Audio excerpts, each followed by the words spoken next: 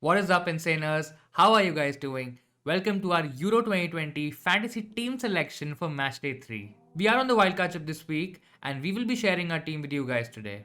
We'll also talk about the best captaincy options for different days of Matchday 3 so you guys can maximize your score this week.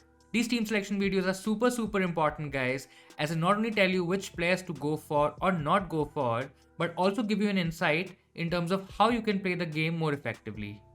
I mean, even if you've had a couple of average weeks, you can still get back and win your mini leagues and do well overall. Guys, this video is also important for you in case you're already doing well and you want to consolidate rank. Please do consider smashing that like button if you find it useful. You can also subscribe to our channel Insanely Football for all the good Euro 2020 stuff.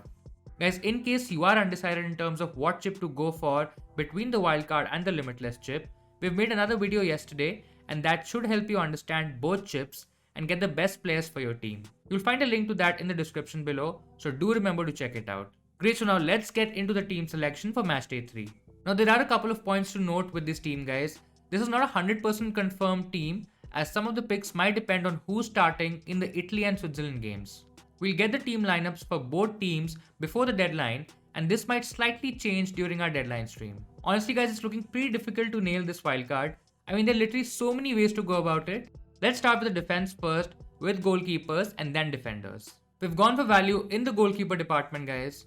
Right now we have Buschan in goal against Austria. It is definitely a risky pick as Ukraine have conceded 4 goals in the last 2 games played, but Buschan makes a lot of saves, guys, courtesy of the team allowing a lot of shots on goal, and that surely means some extra save points for the Ukraine keeper. I know it's not perfect, but at 4.5 million, we can't expect a lot more. An alternate option to Buschan is Tecklenburg from the Netherlands team, guys. I'm not 100% sure if he'll start against North Macedonia. Also, Macedonia has nothing to lose, so they will definitely attack from the word go. There's also a keeper from Russia. I think it's Safanov, who's quite cheap. He's only 4 million in the game, but again, I'm not 100% sure if he'll start or not. Now, the other keeper that we have in our team is Simon from Spain, guys. Not going for any other 4.5 million keeper here. Simon looks likely to start as Spain still haven't qualified yet. Now they're playing Slovakia, so you can say that there's a chance of a clean sheet here as well. Guys, this price range has a lot of options to choose from. Now you have Sommer, Schmeichel, Szczesny and Olsen from Sweden. All are decent options, but I think Simon is a better prospect from a clean sheet perspective. Coming to defenders, from the first look guys, you'll see there are a few 4.5 million defenders in this team. We have gone for Joachim Mail and Owen Wijndal in this team. I feel Denmark has quite a decent defense and Mail looked pretty attacking in his last game. He was quite unlucky not to score against Belgium, and against Russia, I think he can definitely get something. In terms of a Dutch defender guys, the preference would have been Dumfries, but again not 100% sure whether he'll start this week or not. I think because of the rotation guys, Wijndal can get a look into the team, and we know Dutch wingbacks can be quite lethal. Our third defender in our playing 11 is Gosens from Germany, who's a trump card in our defense guys. He looks like a must-have going into this game against Hungary. I know Hungary did pretty well against both France and Portugal, but this game won't be in Hungary guys, and that is a huge plus. The fullback looked absolutely brilliant against Portugal, and he almost single-handedly won the game for the Germans. He provided a couple of assists and scored a goal as well in the last game, and he looks like a no-brainer guys. Now the best thing about him is that he falls in the differential category with only 2% ownership at the time of recording this video, but I think that number will be a lot higher as we approach the Matchday 3 deadline. The other 2 defenders that we've gone for and they're currently on our bench are Pau Torres and Danielson. I think Pau Torres should start the game against Slovakia. Spain definitely needs a result to absolutely make sure that they're safe. There might be some rotation like we heard that Gaia might get a game instead of Alba this week, so the centre-back pairing might be unchanged. Torres doesn't have a lot of attacking threat, but comes in pretty handy when we talk about him getting a clean sheet in this game guys. Our last defender is Marcus Danielson, who's another great 4.5 million defender, having attacking threat in a very solid defensive side guys, and he should be a solid pick for Sweden's game against Poland. Poland are out of the tournament, but Sweden do have a lot to play for. Danielson is a great pick guys, so going for him makes a lot of sense. Now there are a few other defensive options that you can also have as alternate picks. This team has 1.2 million in the bank guys, and you can easily upgrade one of the 4.5 million defenders to Munier. That way you get a Belgium defender in this team. I think they also have a pretty good game against Finland, who haven't really offered a lot in attack so far in this tournament. The thing is that we're not still 100% sure in terms of who will start, considering they have qualified for the round of 16. I think Munya still plays the game, Thorgan Hazard is injured along with Castagna, so not a lot of options left for Belgium who can start on that side, and Munya should get the nod. Guys, another solid alternative in this defense is the attacking fullback Ricardo Rodriguez from Switzerland. He's facing a poor Turkey side, guys. So far, Rodriguez has been underwhelming in this tournament and he's not offered a lot in terms of points. However, I still think he's a great option. The Swiss defender has created 4 chances in 2 games, taking 1 shot in the process. These attacking numbers are quite promising, guys, and I have a feeling that these numbers will get better against Turkey, who have conceded 40 shots, guys. Yes, 40 shots and 34 chances in the group stages so far. I mean, you can easily make out these are awful stats. Now, they've also lacked creativity. They're not looking like scoring at all in this tournament, and I think a double-digit haul is on the cards for Rodriguez. If you're looking to go more differential, then there's an option from England as well. Though they've looked pretty average in attack, their defense is still quite good. I feel John Stones is the most nailed defender in the English setup, guys. All fullbacks are quite risky in terms of rotation. There is a high chance that Minks can also get rotated if Harry Maguire is fit to start against Czech Republic. So that only leaves us with Stones, a decent option to go for in the 5.5 million price packet. Guys, another thing that you will notice here is that we don't have an Italian defender. Now that might sound crazy, right? Now we have the money for Spinazzola if he starts. He's quite attacking, but there's a high chance that he gets rotated against Wales. There are a lot of options in Bonucci, Acerbi, Di Lorenzo, Toloi, Bastoni, and even Emerson. I think Emerson especially from the left could be massive. Guys, generally what I've seen in the Italian setup is that the left back pushes far more forward and that gives us a chance to get major hauls as we've seen with Spinazzola. I think we kind of have covered the Spain clean sheet with Simon, and having one Italian defender in place of Torres is easily possible. Guys, do note that this move will be at the very last minute as the Italy lineup will be out just about an hour before the Matchday 3 deadline. Guys, I would avoid teams like Russia, North Macedonia, Ukraine, Austria, and even Portugal and France who face each other, and there is a higher point ceiling available elsewhere with some other teams and players. In terms of our midfield, we have some really good differential picks starting with KDB from Belgium. Now guys, Martinez suggested that he and Eden Hazard should start the game against Finland, but they might not play 90 minutes. Now in my opinion, that is still better than both of them starting from the bench. KDB guys looks like a must-have if you are on your Limitless chip or even your Wildcard. I feel even if you're not using any chip, he's still a very good transfer to make this week. An even better way to differentiate would be to go for a double up on KDB and Hazard guys. I know it's a bit risky considering both players might just get limited minutes and Hazard's form has been a bit rocky. If that's not your strategy and if you want to play a bit safer, then going only with KDB is still absolutely fine. Guys, another player or spot that is locked in our team is an Italian midfielder. I think it's quite easy to nail this one. Now right now we've gone for Chiesa, who might get the nod against Wales. Of course the lineups will be available to us and you can go for Berardi or Insigne if they get a start. Guys, personally my bet is that with Italy already through to the next round, Chiesa looks most likely to start. Our third midfielder is Yarmolenko from Ukraine, who's facing Austria. Now both teams have a lot to play for and I think this is definitely one fixture that you can target. Guys, Yarmolenko has been excellent so far, scoring 18 points from 2 games. His goal threat is quite high and he looks like a better pick as compared to Malinovsky, even if you're playing your wildcard. I honestly feel he will be quite overlooked in this round and you can definitely take advantage of that. Now our final midfielder in this playing 11 is Shaqiri from Switzerland. As mentioned before guys, Turkey have looked pretty ordinary in defense and the Swiss will be super motivated to get a results against them. Now we all know Shaqiri is the creative brain of that team. He's on corners and free kicks as well. In general, his goal involvement for Switzerland has been quite high, plus his ownership is pretty low.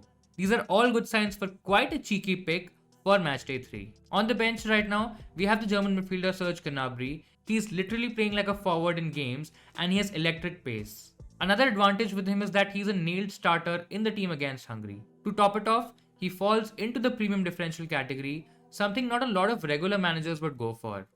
Guys, an easy alternative is Kai Havertz, who had a really good game against Portugal, scoring the third and almost scoring the first goal. I think the first one was an own goal, but nevertheless, Havertz is 0.5 million cheaper, so if you are on a tight budget, then you should definitely go for him. Some alternate picks in midfield include Perisic, who scored against Czech Republic and is facing Scotland in Matchday 3. I think Croatia can still qualify for the next round, That's definitely going to be tough, guys, and it will take some doing, but if anyone can do it for them, it will be Perisic. He was pretty decent against the Czech team, and I'm quite confident that he can get an attacking return against Scotland, who will also try to go for the win, guys. Now, if you want to target some other players, then the likes of Yarmolenko can easily become Wijnaldum against North Macedonia. Again, there's a huge risk of rotation, but I feel Wijnaldum has a decent chance to start. We've seen how leaky North Macedonia is in terms of allowing goals, guys, and Netherlands can easily score a few goals against them. A couple of more options, and if you like playing your odds, you can also go for a Spanish midfielder. Now, depending on your budget, there are a couple of options in Ferran Torres and Daniel Olmo. I think there's a good chance that at least one of them starts. Now, Torres didn't start the game against Poland, and Moreno came in, so there is a chance that he gets the nod. It's a risky bet, guys, and there are high chances that you might get this wrong. Now, Olmo started both games, and if you are on a tight budget and are okay taking a bit of a risk and playing the differential game, then Olmo is a brilliant choice. Let's talk about our forwards now, guys. As you can see, we have not really gone for any popular forwards, as a lot of them might get benched in their respective games, and a few of them have a tough fixture to deal with. Now, the template here includes a spot for an Italian forward. I think this is a pretty sound strategy, guys. Italy have looked really good in attack so far. Now, Immobile could get a rest in this game, and that means that Belotti becomes a very good option among forwards. Guys, the best thing here is that we will get an idea in terms of who is starting for Italy, and we can make the switch accordingly. Our second striker is Muller from Germany, and he's a very interesting option. He looked okay against Portugal, and there's a good chance that he can score against Hungary. Guys, Germany still needs to win to absolutely make sure that they go through the group stages, and we might see them scoring a couple, especially as the game is in Germany and not in front of that huge Hungary crowd. Now, coming to our final striker, and he's Yaremchuk from Ukraine, who plays a pretty average Austria defense. He's done really well in the tournament so far, guys, and that partnership with Yarmolenko is something to look forward to. I feel this Yarmolenko-Yaremchuk combination will be a huge differential. Not many people are going to go for it, and do take this advantage right now. Now, guys, if you want to go a bit differential, you can also go for the Dutch forward, Daniel Malen, who also came off the bench against Austria, and he played around 25 minutes. I think he played pretty well, he got an assist. The Macedonia game is the one that he can absolutely start, guys. This is a great chance for Netherlands to rotate, as they're already through in the group. Now, Malen has had a great season with PSV, guys, scoring 27 goals last season. I feel he's also a player that not many people will go for. This means it's a great chance to catch on some huge differential points. If we get him in this team, guys, then we'll have around 4 million in the bank, and that means we can afford the likes of Perisic in place of Shaqiri, or even upgrade to Hazard from Belgium. Now, in case if we don't fancy Malen, then there are a couple of other options to target as well. You can look at the likes of Isaac or Mbolo. They're definitely not premium picks by any stretch of the imagination, guys, but both have something to play for, and the fixtures for them look pretty good, at least on paper. If you're okay taking a bit of a risk, then going for Moreno is also an option. Now, he started the game against Slovakia. I'm recording this video just before the game, so I'm not sure how he's played, but if he has a good game, then he can be a powerful differential in Matchday 3. Guys, the best part about him is that he's quite cheap. I think he's around 6.5 million, and that will save you a lot of cash. Guys, in general, I have avoided players from the likes of England, France, and Portugal, but in case if you're confident about the likes of Harry Kane, Mbappe, Griezmann, or even Ronaldo scoring, then you can absolutely target them. I'm personally avoiding them for my wildcard team. I think overall I'm pretty happy with my team. It's a really good team in terms of attack, with some powerful and exciting differentials. We still might move in for a couple of more differentials before the deadline, especially from the likes of Italy or even Perisic from Croatia, but I think other than that, we are pretty set for Matchday 3.